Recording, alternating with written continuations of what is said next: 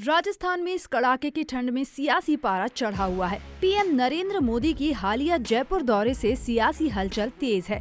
PM Modi बीते 17 दिसंबर को जयपुर के ददिया गांव में ERCP के कार्यक्रम में शामिल होने आए थे। यहां उनकी पूर्व सीएम वसुंधरा राजे से मंच पर मुलाकात हुई।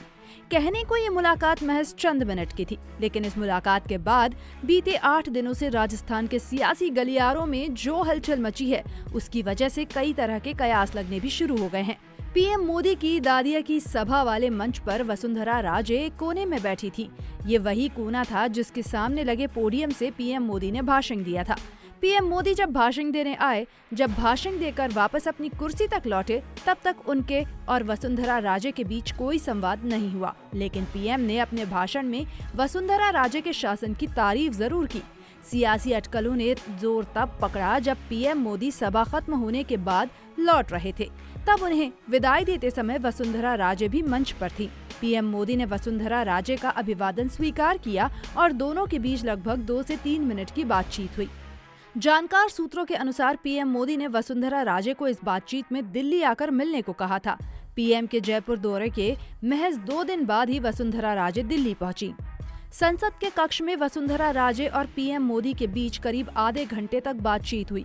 जैसे ही अगले दिन पीएम मोदी के साथ वसुंधरा राजे की मुलाकात की तस्वीर सामने आई, तो राजस्थान में सियासी भूचाल आ गया। नेताओं से लेकर आम कार्यकर्ता तक इस मुलाकात को वसुंधरा राजे के सियासी पुनर्वास से जोड़ने लगे हैं। पीएम मोदी ने वसुंधरा राजे से राजस्थान की राजनीति और भजन लाल सरकार का फीडबैक लिया था और अब वसुंधरा समर्थक विधायकों में से कुछ को सरकार में जगह मिल सकती है।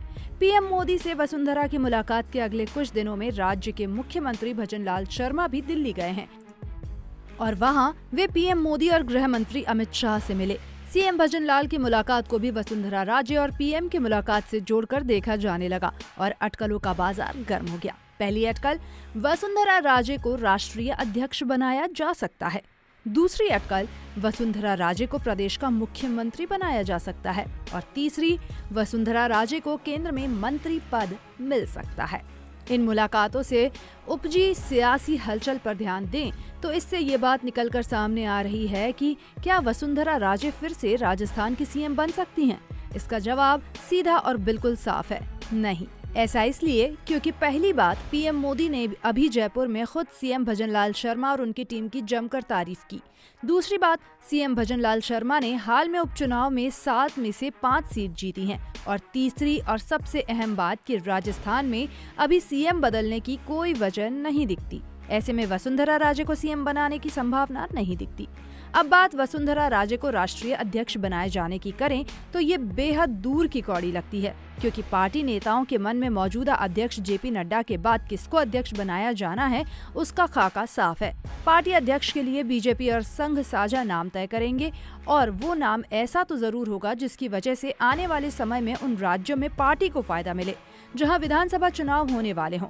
इसके अलावा पार्टी के नेता संभावित अध्यक्ष की जाति से संदेश भी देना चाहेंगे और वसुंधरा राजे इस कसौटी पर खरी नहीं उतरती हैं। अब चर्चा एक अन्य कयास की करें तो वसुंधरा राजे ने पीएम में राजस्थान की राजनीति का और सरकार के कामकाज का फीडबैक लिया।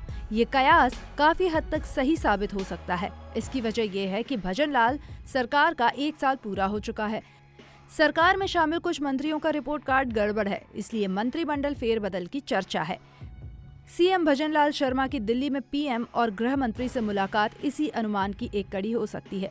वसुंधरा राजे में फीडबैक के आधार पर मुख्यमंत्री भजन लाल शर्मा को दिल्ली बुलाकर इनसे इन्हीं मुद्दों पर चर्चा हो सकती है। ऐसे में आने वाले दिनों में मंत्रिमंडल फेरबदल में वसुंधरा समर्थक अगर मंत्री पद हासिल कर लें तो कोई आश्चर्य नहीं। लेकिन पीएम मोदी से वसुंधरा राजे की मुलाकात से कोई बड़ा बदलाव या फैसला होगा, फिलहाल ऐसी स्थिति नजर नहीं आती।